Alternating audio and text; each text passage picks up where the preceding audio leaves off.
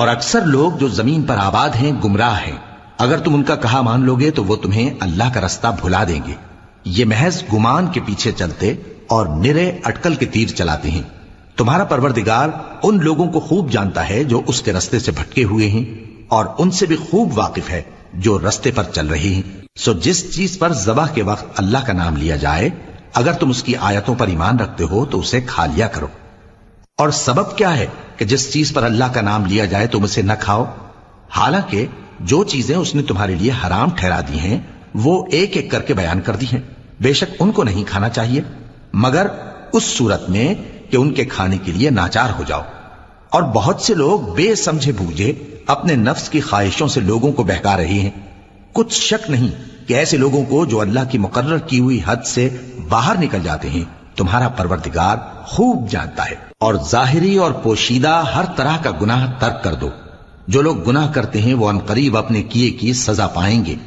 اور جس چیز پر اللہ کا نام نہ لیا جائے اسے مت کھاؤ کہ اس کا کھانا گناہ ہے۔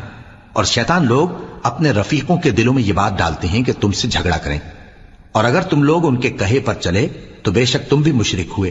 بھلا جو پہلے مردہ تھا پھر ہم نے اس کو زندہ کیا اور اس کے لیے روشنی کر دی جس کے ذریعے سے وہ لوگوں میں چلتا پھرتا ہے، کہیں اس شخص جیسا ہو سکتا ہے جو اندھیرے میں پڑا ہوا ہو اور اس سے نکل ہی نہ سکے؟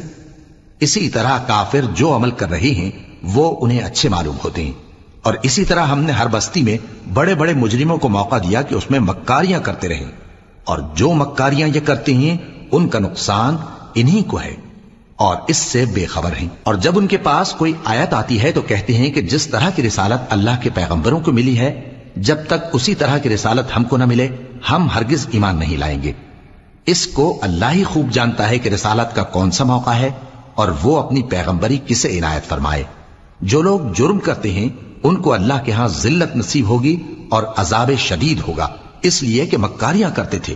تو جس شخص کو اللہ چاہتا ہے کہ ہدایت بخشے اس کا سینہ اسلام کے لیے کھول دیتا ہے، اور جسے چاہتا ہے کہ گمراہ کرے اس کا سینہ تنگ اور گھٹا ہوا کر دیتا ہے، گویا وہ آسمان پر چڑھ رہا ہے۔